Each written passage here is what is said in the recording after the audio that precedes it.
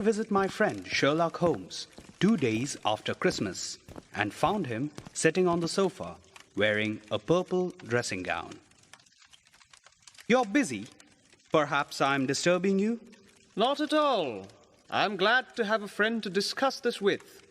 It's not a very important case, but there are some interesting points, and we might learn something from it. I suppose that hat is a clue in some deadly crime that you're trying to solve? No crime. Do you know Peterson, the security guard? Yes. Well, this prize belongs to him. You mean it's his hat? Not exactly. He found it. We don't know who it belongs to, but first, let me tell you how it got here. It arrived on Christmas morning with a good fat goose, which is probably roasting in Peterson's oven right now. The facts are these. About 4 o'clock on Christmas morning, Peterson, who is a very honest man, was walking home from a small party. In front of him, in the street light, he saw a tallish man carrying a white goose over his shoulder. When they reached the end of the street, an argument started between this tall stranger and a little knot of rough men. One of them knocked the man's hat off. He raised the stick to defend himself and accidentally smashed the shop window behind him. Peterson came forward to protect the stranger from his attackers. However, the man was obviously worried about breaking the window. He must have thought Peterson was a policeman, as he was wearing his uniform. So he dropped the goose and ran off down a side street. The roughs also ran away, and Peterson was left with this old hat and a delicious-looking Christmas goose. Didn't he give it back to its owner? My dear Watson, that's the problem. It's true that there was a small card tied to the bird's left leg with "For Mrs. Henry Baker" written on it, and it's also true that the initials HB can be seen inside this hat. But as there are thousands of Bakers and hundreds of Henry Bakers in this city, it's impossible to know which one. What did Peterson do? He brought both the hat and the goose round to me on Christmas morning, as he knows I find even the smallest problems interesting. We kept the goose until this morning, when there were signs that it should be eaten immediately. And what are you going to do with it? I'm going to find the owner. How on earth are you going to do that? By seeing what I can deduce. From his hat? Exactly. You're joking. What can you learn from a dirty old hat? Here's my magnifying glass. You know my methods. What can you tell about the owner from this hat? I picked it up and turned it over. It was an ordinary black hat, but in very bad condition. It was cracked and covered in dust, and there were dirty marks in several places. Someone had tried to hide these by painting them with ink. The inside was lined with red silk, but it was very discolored.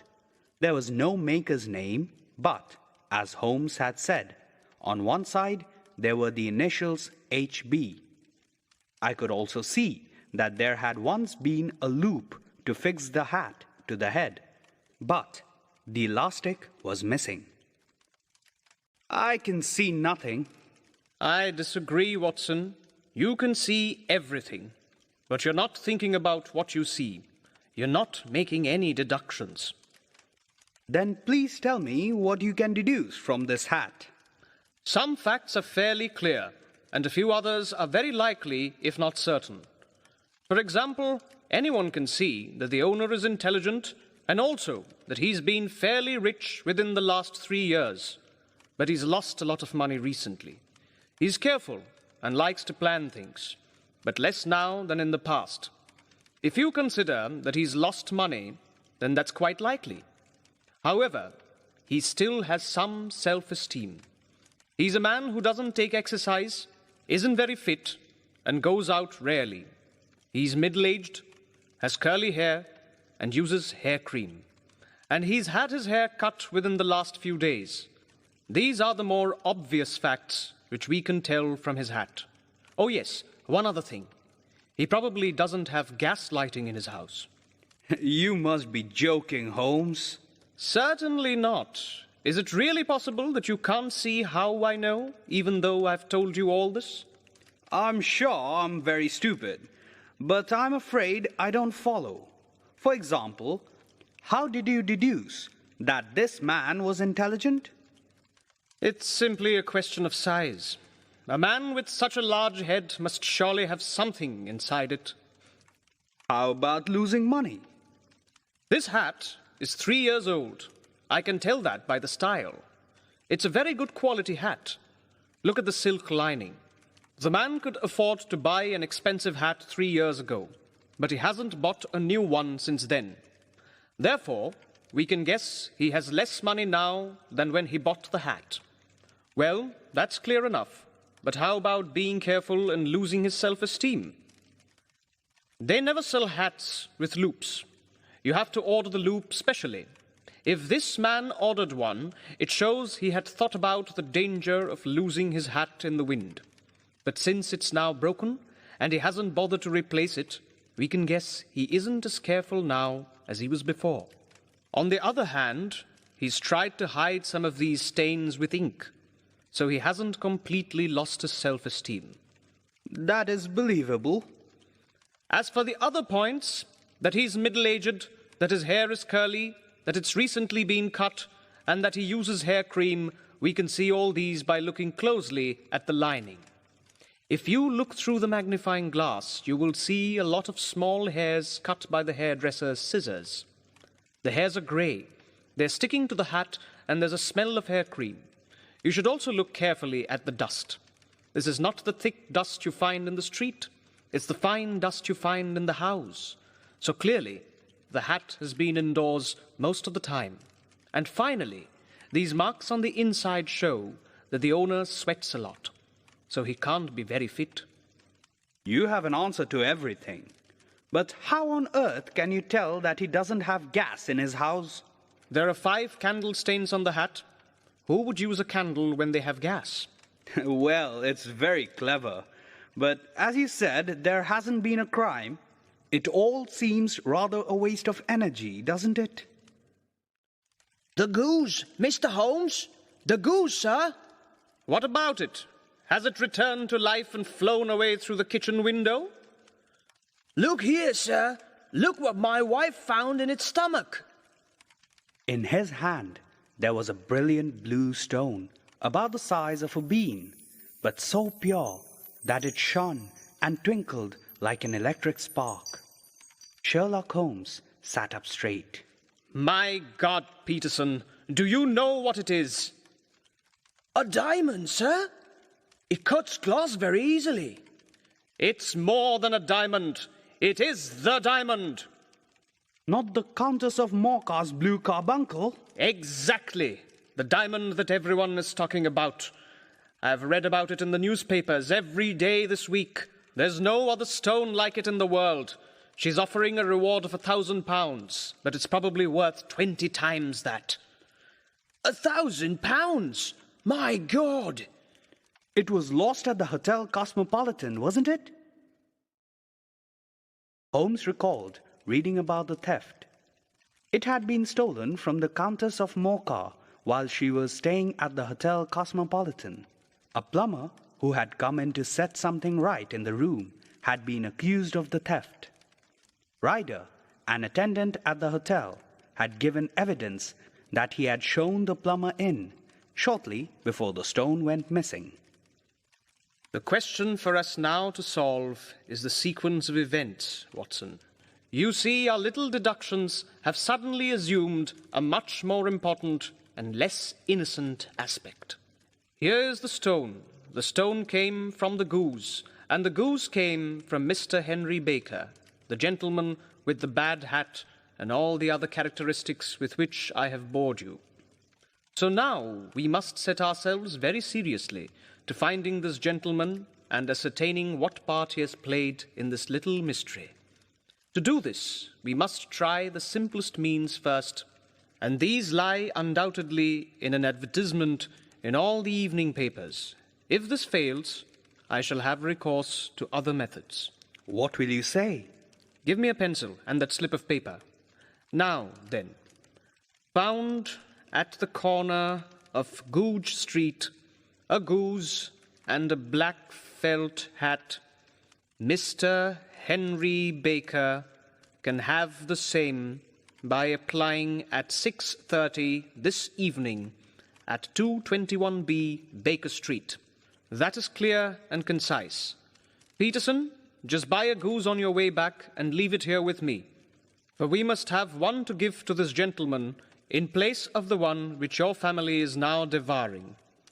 It was a little after 6:30 when a large man with rounded shoulders, a massive head, and a broad, intelligent face approached Holmes's house in Baker Street. Mr. Henry Baker, I believe. Pray take this chair by the fire, Mr. Baker. Is that your hat, Mr. Baker? Yes, sir, that is undoubtedly my hat. We have retained these things for some days because we expected to see an advertisement from you giving your address. I am at a loss to know now why you did not advertise. Shillings have not been as plentiful with me as they once were. I had no doubt that the gang of roughs who assaulted me had carried off both my hat and the bird. I did not care to spend more money in a hopeless attempt at recovering them. There is your hat, then, and there your bird. By the way, would it bore you to tell me where you got the goose from? I am somewhat of a fowl fancier, and I have seldom seen a better grown goose. Mr. Baker led Holmes to the seller of the goose, Mr. Breckenridge. Upon further prodding, it was found that he had bought it from Mrs. Oakshott. Well, Watson, we are, I fancy, nearing the end of our quest, and the only point which remains to be determined is whether we should go on to this Mrs. Oakshott tonight, or whether we should reserve it for tomorrow. His remarks were suddenly cut short by a loud hubbub which broke out near the stall of Mr. Breckenridge. Ha! This may save us a visit to Brixton Road. Come with me, and we will see what is to be made of this fellow. Who are you? What do you want? You will excuse me. I think that I could be of assistance to you. You? Who are you? How could you know anything of the matter? Excuse me, I know everything of it. For God's sake, have mercy. Think of my father, of my mother. It would break their hearts. I never went wrong before. I never will again. I swear it. I will tell you just as it happened, sir. It turned out that he was Ryder, the hotel attendant. He was Mrs. Oakshott's brother. She bred geese for the table for her living. She had promised her brother a fine goose for Christmas. Ryder, who had given evidence against the plumber, was the one who had stolen the gem. While visiting his sister, he had put the gem into the mouth of the goose he thought that his sister had reserved for him. However, he got the wrong goose, and the goose that had the gem got sold to Mr. Baker through Mr. Breckenridge. In despair, Ryder tried to recover the goose from Mr. Baker by having him waylaid by hoodlums. But as it happened, neither did he get the goose nor the gem, because Mr. Peterson came by and frightened the roughs away, and brought the goose to Holmes. Now I am myself a branded thief, without ever having touched the wealth for which I sold my character. God help me! God help me! Get out. What, sir? Oh, heaven bless you! After all, Watson, this fellow will not go wrong again. He is too terribly frightened. Send him to jail now, and you make him a jailbird for life. Besides, it is the season of forgiveness.